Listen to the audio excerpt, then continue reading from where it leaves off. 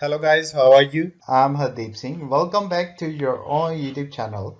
IELTS updates and recent exams. For more updates related to recent IELTS exam writing test topics, listening, reading, practice test, and speaking, you got guesswork. Please, guys, participate in everyday listening and reading practice test to achieve your desired band score in your actual IELTS exam. Please hit the like and subscribe button. Press the bell icon for the upcoming notifications. Don't forget like, subscribe and share my YouTube channel and my Facebook page, IELTS updates and recent exams. Part 1. You will hear a conversation between an event director and a student at a conference for studying abroad. First, you have some time to look at questions 1 to 5.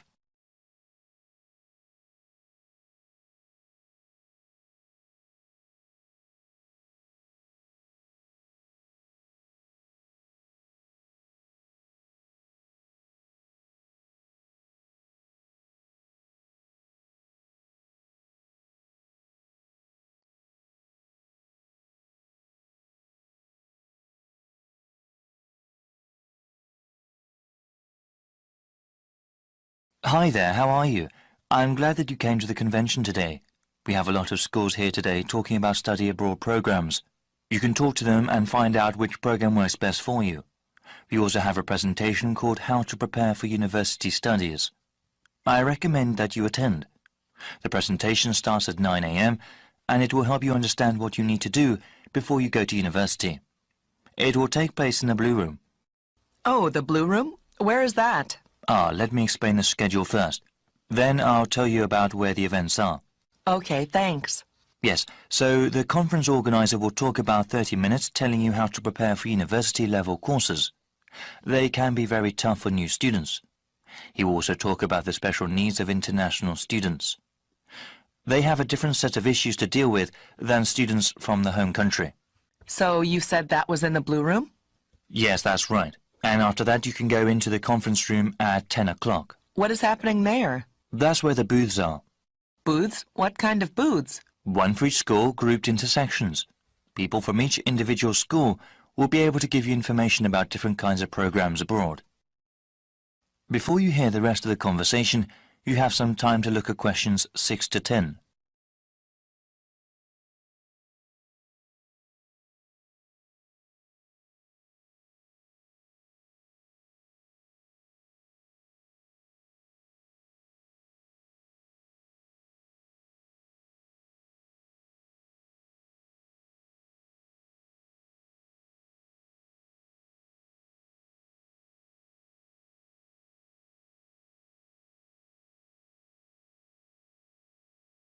Now listen and answer questions 6 to 10. Okay, so how do I get around the conference room? Right, let me tell you about how to get there first. So when you exit the Blue Room, you have to turn left. Walk until you get to the end of the hallway and you'll see 2 doors on both sides of you. The conference room is on your right. The room on the left side is the banquet hall, but there aren't any events scheduled there for today. Oh, okay, the banquet hall is where the washrooms are. Yes, the washrooms are at the very back on the side opposite the doors. All right then, so how many schools will be represented? We have over 50 schools here today. Oh, wow, that's a lot. That's okay. I'll give you a brief layout. The booths are laid out by region. That means schools from the same country will be in the same section. The first section you see when you enter the conference room are the schools from Australia. I see. That is quite a popular destination these days. What other sections are there? If you walk further on, the next section will have schools from Europe. Most of them are from England, but there are other countries as well. Oh, yes. Are there any places where I can get refreshments? Of course, talking can work up an appetite. Refreshments are available all the way in the back of the conference room, past the Australian and European sections. Thanks for all the help. No problem. That is the end of part 1. You now have half a minute to check your answers.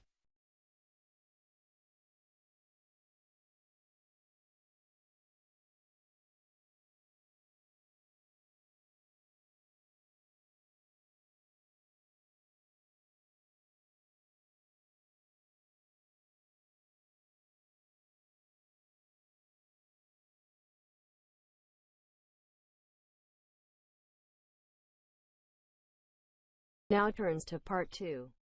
You will hear a recorded message giving tourists travel information in a large city.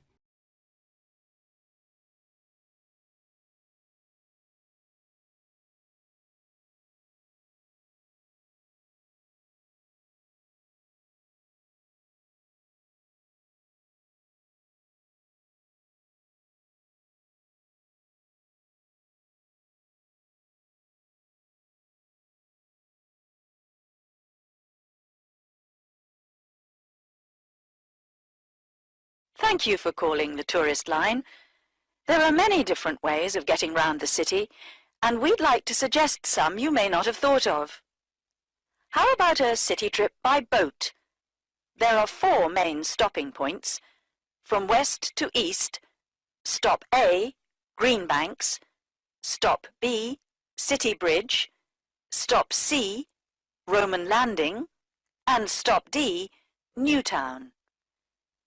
You can find the main booking office at stop A. The first boat leaves at 8 a.m. and the last one at 6:30 p.m. There are also many attractions you can visit along the river. At stop A, if you have time, you can visit the fine 16th century palace here, built for the king, with its beautiful formal gardens. It's very near the booking office. Now you can enjoy every corner of this superb residence. Stop B. Why don't you visit Tower Restaurant with its wide range of refreshments? This is a place where you can sit and enjoy the wonderful views over the old commercial and banking centre of the city. Stop C is the area where, in the 1st century AD, invading soldiers crossed the river. This was much shallower than it is now. That's why this area is called Roman Landing. There's an interactive museum to visit here, with a large shop which has a good range of local history books. At the furthest point of the trip, stop D, the most exciting place to visit is the new entertainment complex with 7-screen cinema, bowling alley, and video games arcade. Before you hear the rest of the message, you have some time to look at questions 19 and 20.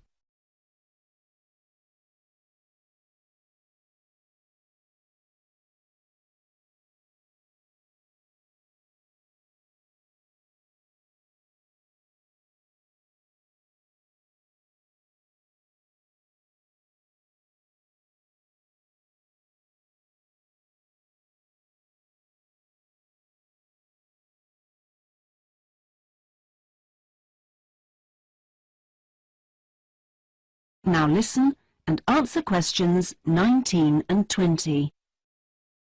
Besides the boat tours, there are city buses. 2 companies offer special services. The top bus company runs all its tours with a live commentary in English. Tours leave from 8:30 a.m. every 20 minutes. There are departures from Central Station, Castle Hill, and Long Walk. This is a hop-on, hop-off service, and tickets are valid for 24 hours. For further details, call Top Bus on 0208 944 7810. The number 1 sightseeing tour is available with a commentary in 8 languages. Buses depart from Central Station every 5 to 6 minutes from about 9 a.m., with the last bus at around 7 p.m. There are also number 1 services with an English-speaking guide. That is the end of part 2. You now have half a minute to check your answers.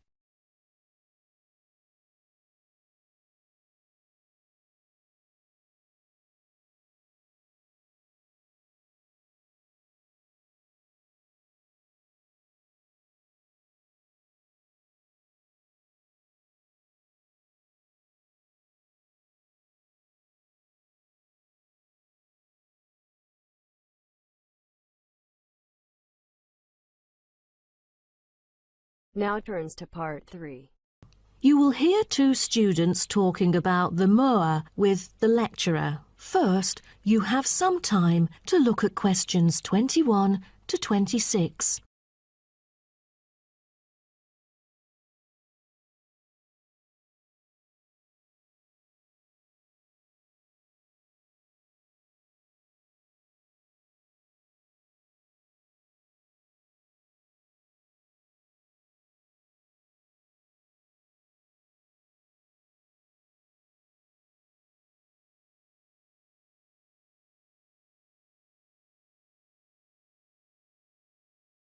Now, listen carefully and answer questions 21 to 26.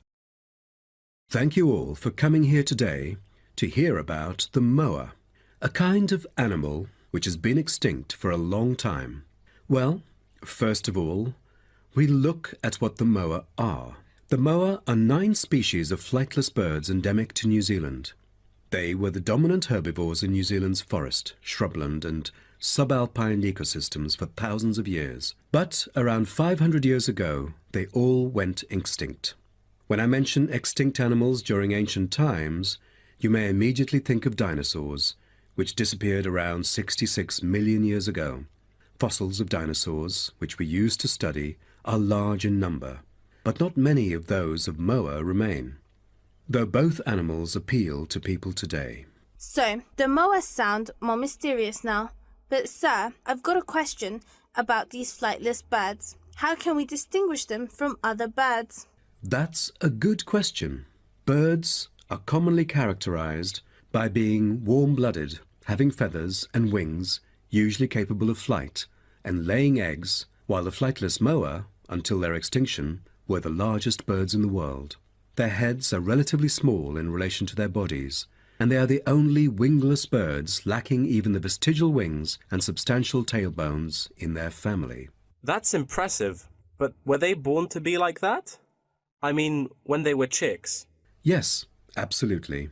So let's move on to the chicks. The eggs of moa were laid in nests and incubated for about 2 months. The chicks would be well developed upon hatching, and probably would be able to leave the nests to feed on their own almost immediately. I've heard that the male moa are thought to have incubated the eggs. Is that true? I think there is a possibility for that. I've read somewhere that the sex-specific DNA recovered from the outer surfaces of eggshells suggested that these eggs were likely to have been hatched by the male, but we still need to consult more. But I have a question. There has been some occasional speculation that the moa were still alive, because someone said they had caught sight of them in New Zealand in the late 19th century or even the 20th. Do you think it's possible? I'm not amazed by that, since that kind of thing has been claimed several times. But I find it funny, because no reliable evidence of moa tracks has ever been found, and experts still contend that moa survival is extremely unlikely. So what was the reason for the moa's extinction? I wonder if it was global warming or some other factors related to their living environment. Well, before the arrival of human settlers in New Zealand, the moa's only predator was the massive Haas eagle. Then the Maori arrived sometime before CE 1300, and all moa genera were soon driven to extinction by hunting. What a horrible thing. Before you hear the rest of the talk, you have some time to look at questions 27 to 30.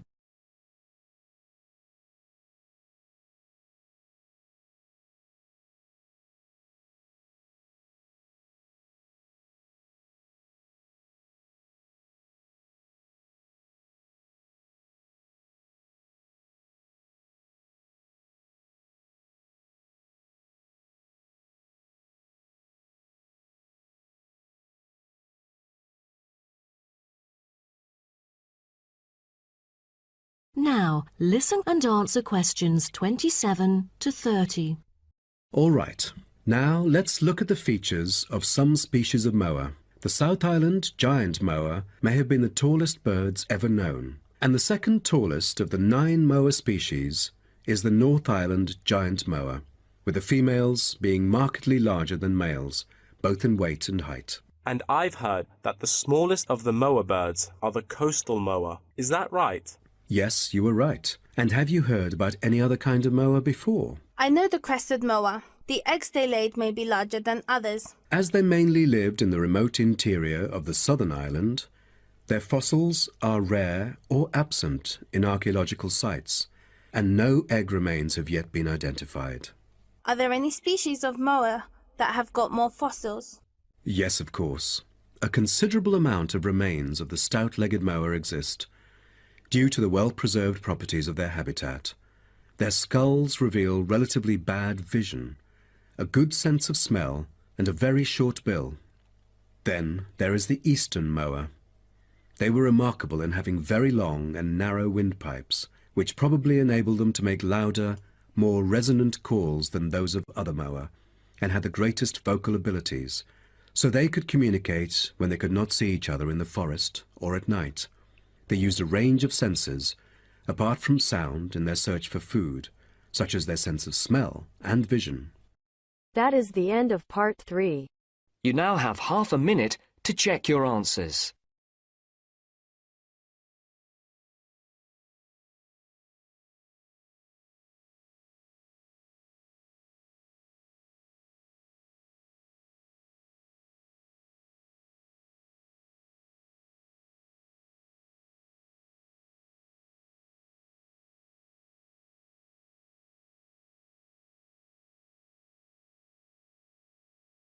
Now turns to part 4.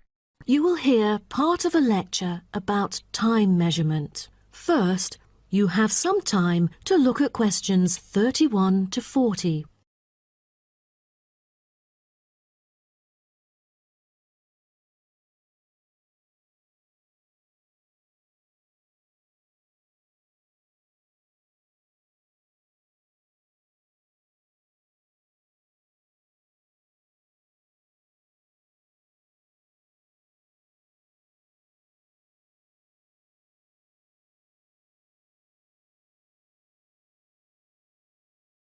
Now, listen carefully and answer questions 31 to 40. Good morning, everyone. Today, I'm going to talk about the research project I've been involved in on time measurement. Do you know how time is measured? Consider how we measure length and how, with time, we encounter a difficulty. Before we could grasp it, it would slip through our fingers. In fact, as we can see, we are forced to have the resource to measure something else, the movement of something in space or a set of movements in space. All the methods that have been employed so far really measure time by a motion in space. The measurement of time is no easy matter, a scientific unit only arrived at after much thought and reflection. As the most primitive form of measurement, the sun seems to be natural. Ever since man first noticed the regular movements of the sun and stars, we have wondered about the passage of time. Prehistoric people first recorded time according to the sun's position. To start off, let us take noon, which is when the sun is on the meridian at the highest point of its course across the heavens, and when it casts the shortest shadow. But this measurement, which was regarded as a major one in ancient times, was less important than the natural events that occurred. The earliest natural events that had been recognised were in the heavens, but during the course of the year there were many other events that indicated significant changes in the environment. Seasonal winds and rains, the flooding of rivers, the flowering of trees and plants, and the breeding cycles or migration of animals all led to natural divisions of the year, and the further observation and local customs led to the recognition of the seasons. Years later, precise measurements were invented because the passage of time was extremely important for astronomers and priests who were responsible for determining the exact hour for daily rituals and for important religious festivals.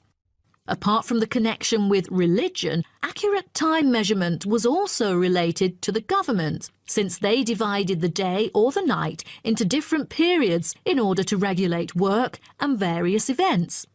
For thousands of years, devices had been used to measure and keep track of time. The current sexagesimal system of time measurement dates back to approximately 2000 BCE from the Sumerians.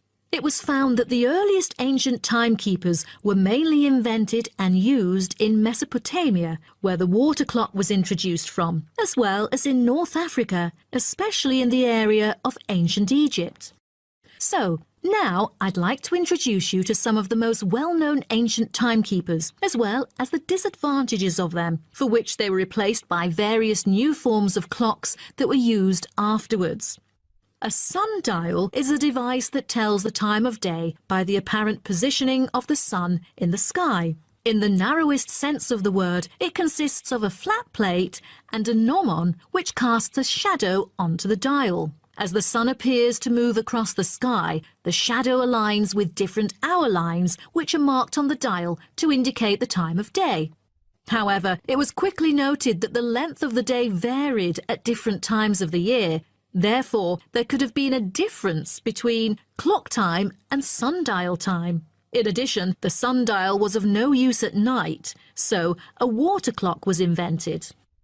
The water clock, or clepsydra, appeared to have been invented around 1500 BCE and was a device which relied on the steady flow of water from or into a container. Measurements could be marked on the container or on a receptacle for the water. It was reliable, but the water flow still depended on the variation of pressure and temperature from the top of water in the container. As the technology of glass blowing developed, from some time in the 14th century, it became possible to make sand glasses.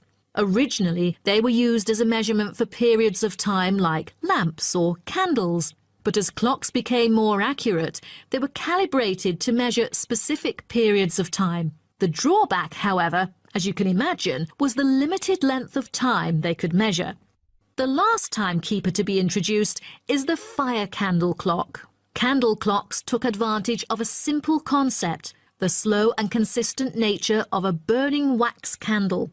By utilising this process, our ancestors were able to keep steady track of the time. The clocks were created by engraving the length of the candle with evenly spaced markings. Each marking represented a single unit of time, and as the wax burned down, each hour would disappear. However, the drafts and the variable quality of the wax mainly influenced the time of burning. Like oil lamps, candles were used to mark the passage of time from one event to another rather than tell the time of day. That is the end of part 4. You now have half a minute to check your answers. So guys, don't forget like, subscribe and share my YouTube channel and my Facebook page, IELTS updates and recent exams. For more updates related to recent IELTS exam writing test topics, listening, reading, practice test and speaking, you got guesswork. Please guys, participate in everyday new IELTS listening and reading practice tests to achieve your desired band score in your actual IELTS exam. For more IELTS material, visit my official website www.ieltsupdatesandrecentexams.com. The link is given below in the description. If you need PDF files of latest IELTS material, then please join my Telegram channel. So guys, please write your score below the comment section. Again, thanks for listening. God bless you all guys. Stay tuned, stay safe.